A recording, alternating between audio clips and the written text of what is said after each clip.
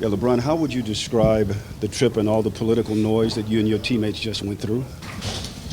I think when we talk about the political side, I think it's a very delicate situation, very sensitive situation.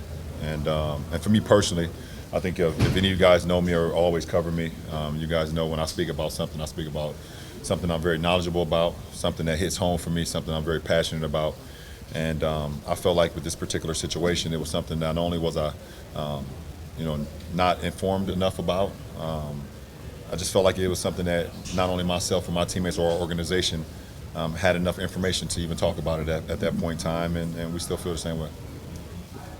How do you think the league handled the situation overall? I'm not sure. I'm not here to judge how the league handled the situation.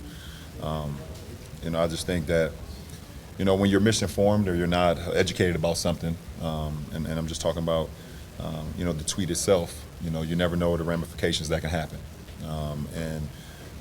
We all seen what that did. Not only did for our league, but for all of us in America, for people in China as well. And sometimes you have to think through things that you say that may cause harm, not only for yourself, but for the majority of people.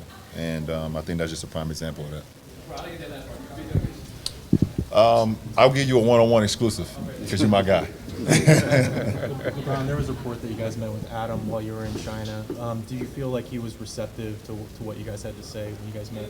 I think Adam has always been receptive about what the players and the coaches and the owners or whoever kind of have comments about our league. And at that particular time, I thought he was very receptive as well. It's a tough situation for Adam as well, having to put out such a fire that he didn't create, that he didn't start. I believe it was great for him to come, from Tokyo to come to Shanghai, and for him to have a meeting with us and for us to have our opinions and what we felt was best going forward, not only for Adam in the league, but for all of us. Would you go back if the league asked the Lakers to go back? Do you want to go back? I've always, for me personally, like I said, I've always been welcome with open arms. I've been to China probably over 15 to 20 times. And the main reason I've always wanted to go back to China is because of the game of basketball. The game of basketball has brought people together in so many different facets, so many different countries, different people that you would never ever expect. And that's always been my goal, going over to China, to be able to have the game that we all cover, this beautiful game of basketball that we all love and talk about every single day, to be able to bring people together in such the most positive way. And that's where we're there as well this past trip. Myself and the Lakers along with Brooklyn, we were there to continue to promote the game of basketball, because the game of basketball is all over the world, not only in China, but in India and Africa and America and so on and so on. And that's what I will continue to do, because this sport has done so much for me. What was it like on Thursday heading over to the arena in Shanghai and maybe not knowing what to expect? For me and my teammates, we were just hoping that the game will continue to go. So many different events have been canceled throughout our time over there. And all we kept saying is, we flew all these miles to come over to China. We would love to play the game of basketball in front of the fans. And that was our whole mind, to be able to prepare ourselves mentally. Coach kept harping on, okay, let's prepare ourselves. We had a practice the day before that. Let's prepare ourselves as we were playing. And we were just hoping that the game wouldn't get canceled because we wanted to play. There was this thought that there was an extra team bonding that happened because of all this distractions. Is that accurate?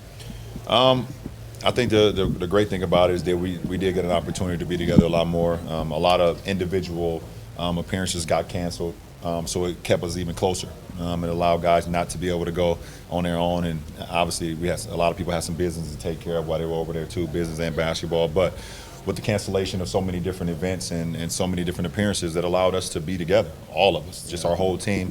Obviously, we're missing one of our brothers, Boogie Cousins, being here in LA, but he's not allowed to travel just yet. But it allowed all of us to be able to just come together even more on in the meal room at the hotel, on a couple bus rides that we had to go into practice and to the games, and also on the plane rides from America to Shanghai, Shanghai to Shenzhen, and back to America. So, it was great. How worried are you about future ramifications with you, the players, the league? That's not for me to understand or for me to worry about. I think we have a hierarchy.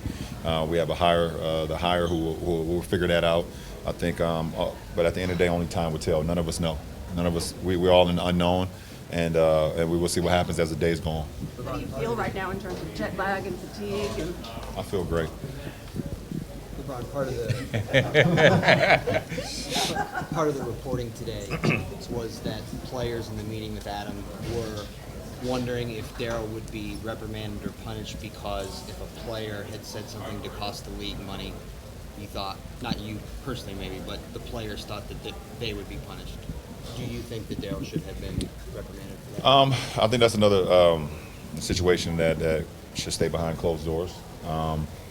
We are to see what happens with any one of our players or with an owner or with a GM at a later date.